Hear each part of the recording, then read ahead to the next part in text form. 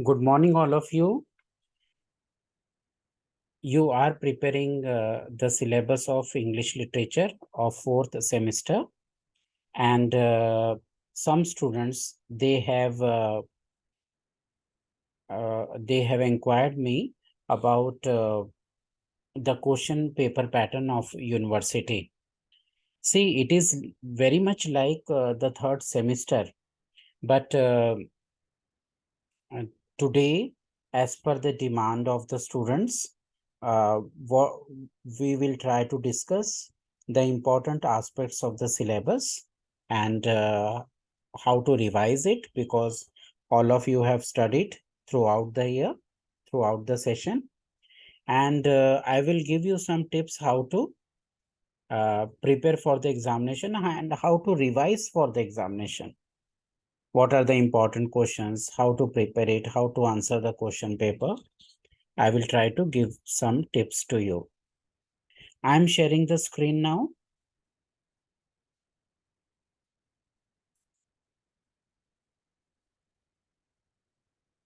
This is your syllabus, and your syllabus is divided into 4 parts. You know very well. Section 1 is of poetry, and you have nearly 7 poems in it. Then you have section 2, it is of prose. You have 4 essays of R.L. Stevenson. Section 3, or you can say unit 3, it is on novel. The title of the novel you know very well. It is David Copperfield by Charles Dickens. And section 4, it is on literary forms and literary terms. And in it you have dramatic devices and literary forms. You know that the question paper is of 80 marks. 20 marks are for internal assessment, and you have done it. You have already done it. And this syllabus, which has 4 units, it is of 80 marks. Now, the main thing is of the question pattern. How will be the question pattern? See, when we see the question pattern, I hope you can see on the screen, it is visible to you that the first question 1A, question 1A, it is one long answer question to be attempted in about 200 words. मतलब जो question 1 का ए है वो एक long question आपको करना है 200 words में. आउट ऑफ 2 क्वेश्चंस दिए रहेंगे, उसमें से एक करना होगा. 10 मार्क्स का है और ये पोएट्री सेक्शन पे.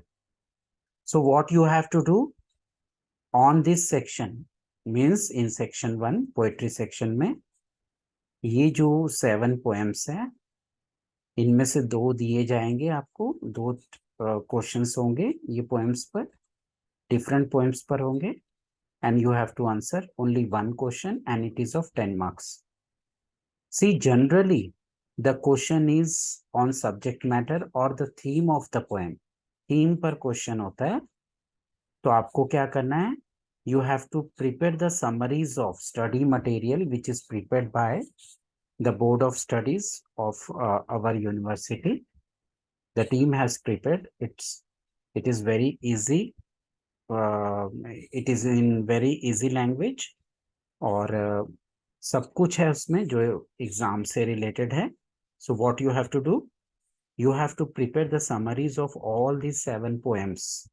7 पोएम्स की पूरी समरीज प्रिपेयर करो, सो दैट जिससे कि आप जो लॉन्ग आंसर क्वेश्चन है, कोई भी 2 क्वेश्चन आएंगे तो उसमें से एक आंसर आपको करना होगा.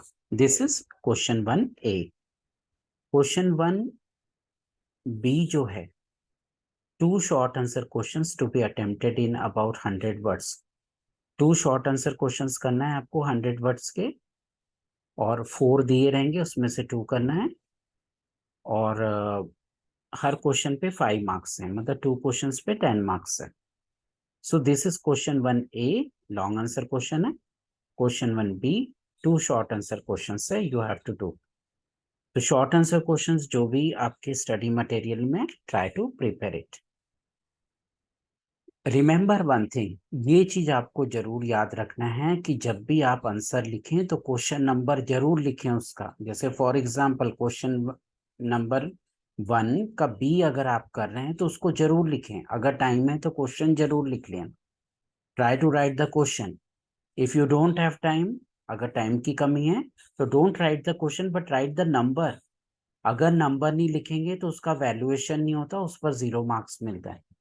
सो remember one thing, some students मैंने देखा है कि एग्जामिनेशन में क्वेश्चन नंबर ही नहीं लिखते हैं। क्वेश्चन 1 का ए है कि क्वेश्चन 1 का बी है, और बी में से कौन सा क्वेश्चन है उसका नंबर लिखना है। बी में से जैसे 2 शॉर्ट आंसर क्वेश्चन है तो उसका नंबरिंग क्या है, जो नंबर होगा वो लिखना है और उसके हिसाब से आंसर लिखना है, मार्जिन में ये नंबर लिखना है। Then you have question 2। Question 2 आपको पता है प्रोज सेक्शन पर है।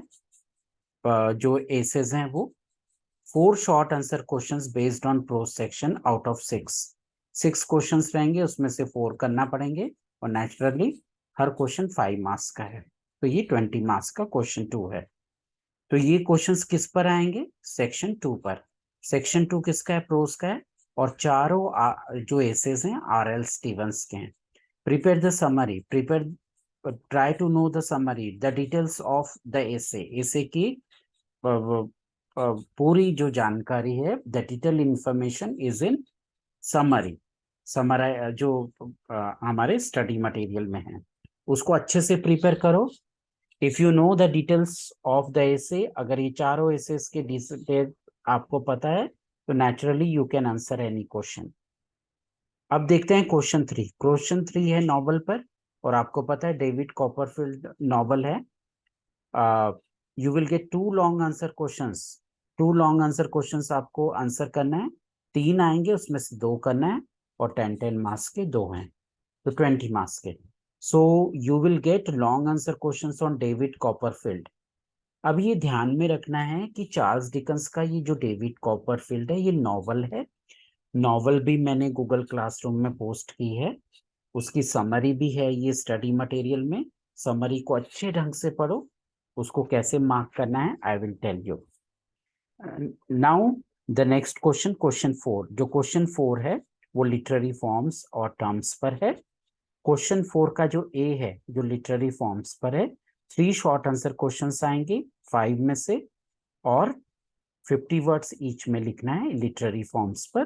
5 मार्क्स का एक है, मतलब 3 क्वेश्चन से मतलब 15 मार्क्स है। क्वेश्चन 4 का जो बी है 5 लिटरेरी टर्म्स है, और जो एक एक मार्क का है 7 रहेंगे, उसमें से 5 करने पड़ेंगे। तो ये जितने भी लिटरेरी फॉर्म्स है सेक्शन 4 में, ड्रामेटिक डिवाइसेस है, ये जो dramatic irony, soliloquy, aside, comic relief, expectation, ये सब चीज ड्रामेटिक डिवाइसेस आपको करना है। और लिटरेरी जो फॉर्म्स है ये पूरे 7 करना है, जिससे कि जो भी आए what ever they ask you can answer it. Now we will take a sample of the poem, how to prepare the poem. Section 1 में जो लॉन्ग आंसर क्वेश्चन आने वाला है, long answer question naturally it is based on theme or subject matter of the poem. So for example, if this is this is the poem you are preparing, revising, Ulysses है, Alfred Lord Tennyson, ये poet का नाम जानना जरूरी है। Ulysses title जानना जरूरी है। और जो समरी है, पोएम तो आपने समझी ही है, मगर ये जो पूरी पोएम है समरी है उसको अच्छे से पढ़ो। Try to read carefully.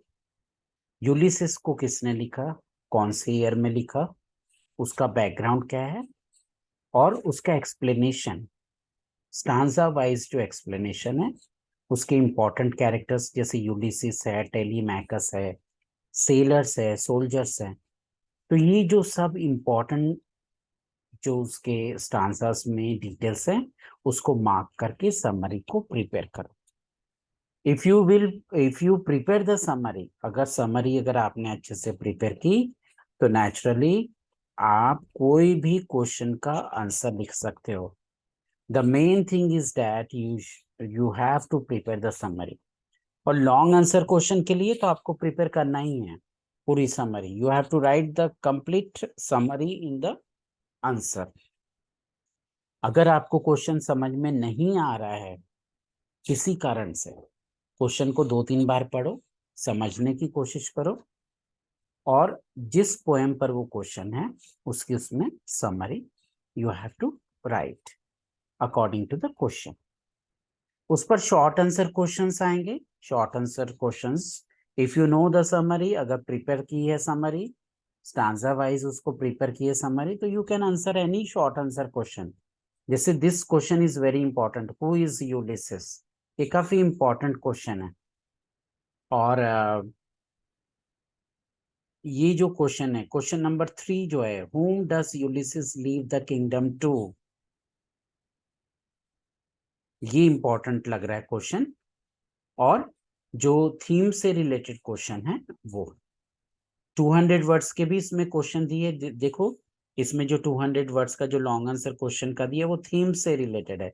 Explain Ulysses as a poem about adventure and also about death. तो इसका मीनिंग ही है कि ये थीम से रिलेटेड, सब्जेक्ट मैटर से रिलेटेड क्वेश्चन है, लॉन्ग आंसर क्वेश्चन। तो अगर लॉन्ग आंसर क्वेश्चन यूलिसिस पे पूछता है तो पूरी उसमें समरी लिखनी है। शॉर्ट आंसर क्वेश्चन पूछता है तो उसको 2-3 बार पढ़ो, और जो पूछा है स्टांजा के हिसाब से, क्योंकि देखो इसमें जितने पैराग्राफ्स अलग अलग है, समरी में देखोगे तो पैराग्राफ बहुत सारे दिख रहे हैं। पहला तो इंट्रोडक्शन का होता है, फिर नंबर 1 स्टांजा का समरी, नंबर 2 का, नंबर 3, नंबर 4, नंबर 5। तो हर स्टांजा पर एक शॉर्ट आंसर क्वेश्चन बन सकता है। तो ये जितने भी शॉर्ट आंसर क्वेश्चंस है इसको प्रिपेयर कर लो, और लॉन्ग आंसर क्वेश्चन के लिए समरी प्रिपेयर करो। सिमिलरली ये जो मल्टीपल चॉइस इसमें क्वेश्चंस है वो नहीं है, तो आपको प्रिपेयर नहीं करना है। मल्टीपल चॉइस क्वेश्चंस इसमें नहीं है, पूछने वाले नहीं है। तो नेचुरली ये मल्टीपल चॉइस क्वेश्चंस जो ये स्टडी मटेरियल में है आपको प्रिपेयर नहीं करना है। फिर सेकंड जो पोएम है द लॉस्ट लीडर है, बाय रॉबर्ट ब्राउनिंग, इसकी समरी है पूरी। समरी को अच्छे से प्रिपेयर करो, इसके डिटेल्स प्रिपेयर करो। फर्स्ट स्टैंडर्ड का जो समरी है उस पर एक शॉर्ट आंसर क्वेश्चन बन सकता है, सेकंड स्टांजा का, थर्ड स्टांजा का बन सकता है। And in long answer question, अगर लॉन्ग क्वेश्चन इस पर आता है तो naturally you have to write the complete summary. Summary लिखना है, समझ के उसको पहले समझो, समझा ही है आपने, उसको 3-4 बार पढ़ो, अपने लिखने की कोशिश करो, राइटिंग प्रैक्टिस करो। और ये जो 100 वर्ड्स के जो क्वेश्चन है जो कि शॉर्ट आंसर क्वेश्चन है, 100 वर्ड्स का क्वेश्चन मतलब शॉर्ट क्वेश्चन, और 200 का मतलब कि लॉन्ग क्वेश्चन है। तो इस पे शॉर्ट आंसर क्वेश्चंस भी आएंगे। तो शॉर्ट आंसर क्वेश्चंस इसमें जो इम्पोर्टेंट मुझे लग रहा है, ये लिख रहा है, ये मुझे लग रहा है जो सेकंड क्वेश्चन है, how does the poem bring out the poets past attachment and high regard for Wordsworth, ये मुझे लग रहा है कि इम्पोर्टेंट क्वेश्चन इसमें है। 200 वर्ड्स के लिए तो आपको समरी प्रिपेयर करनी है। इसके बाद में एमसीक्यू तो करना नहीं है।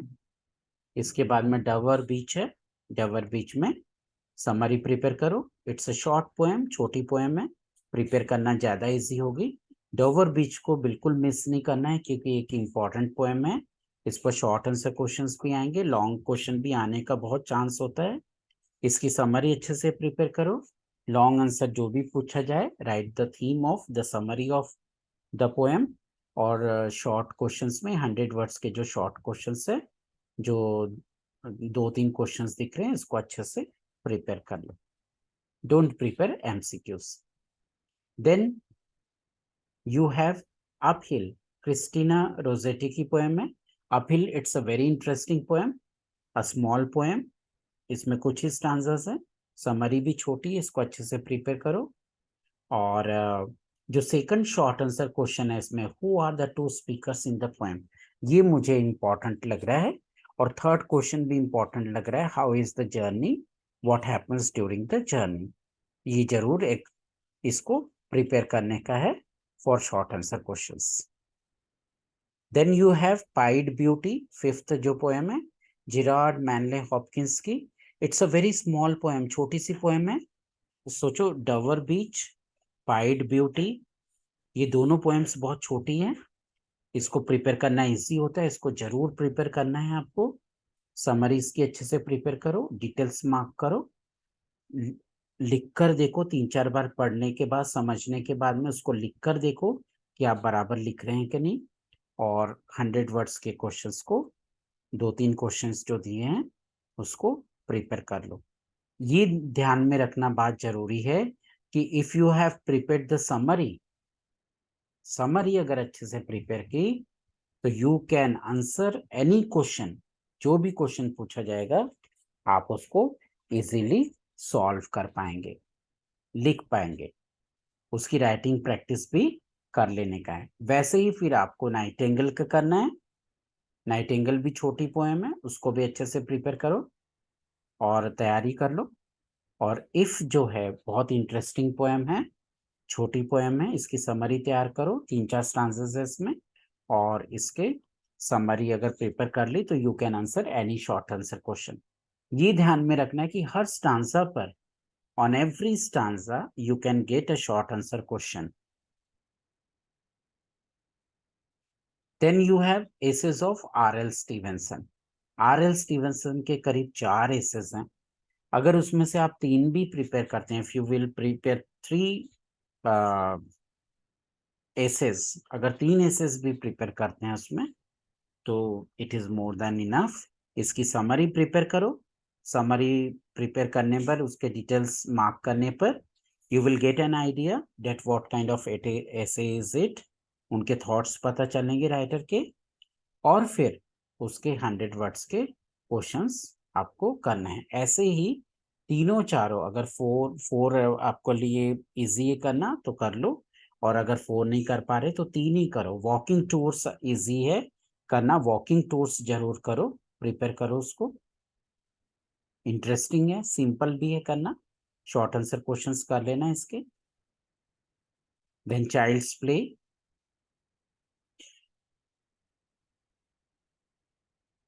फिर उसके बाद एन एपोलॉजी फॉर आइडलर्स। तो चारों में से 3 प्रिपेयर कर सकते हो अच्छे से, और शॉर्ट आंसर क्वेश्चंस प्रिपेयर करो। जिस ढंग का पैटर्न है उसमें वो सब कर लो, उसको मार्क करते रहो। देन सबसे ज्यादा जो इशू मैंने देखा है वो है नॉवल का। कि नॉवल लोगों को लगता है कि बहुत लंबी कहानी है, there are many characters, there are many situations, but one thing is there that it is very interesting. David Copperfield जो चार्ल्स डिकन्स का नॉवल है, जिस पर क्वेश्चन पैटर्न आपने देखा है कि लॉन्ग क्वेश्चन नहीं आएगा, तो इसकी समरी, इसकी जो स्टोरी है, स्टोरी को पहले पूरी समझो। उसके मेन कैरेक्टर्स है, जैसे इसमें डेविड कॉपरफील्ड है, इसमें मिस्टर मटस्टोन है, मिस मटस्टोन है, और बहुत सारे इसमें कैरेक्टर हैं, मिस्टर डैनियल पेगोटी, मिसेस गामेज। ये बहुत सारे जो कैरेक्टर्स है इसमें, इसको अंडरलाइन करते रहना। क्लारा कॉपरफील्ड है, इसको अंडरलाइन करते रहना, इसको, इसकी स्टोरी अच्छे से जान लो। What is the story of this novel. Story होने के बाद में, स्टोरी होने के बाद में डायरेक्टली ऐसे पार्ट 1 पर, और जो मेजर कैरेक्टर्स हैं, ये जो 13 नंबर का है, पेज ऑन, जैसे ये पेज ऑन 66 पर, ये जो डेविड कॉपरफील्ड के ऊपर मेजर कैरेक्टर्स पर क्वेश्चन है, तो ये जो कैरेक्टर्स है ये लॉन्ग आंसर क्वेश्चन के रूप में आएंगे। जैसे क्वेश्चन कैसे आ सकता है, write the character sketch of David Copperfield, write a note on the character of mister Micawber. तो जितने भी कैरेक्टर्स है, मेन कैरेक्टर्स है, लॉन्ग आंसर क्वेश्चन के लिए प्रिपेयर करना। एक क्वेश्चन तो कैरेक्टर्स पर आएगा, दूसरा क्वेश्चन आएगा उसकी थीम पर, थीम पर आएगा।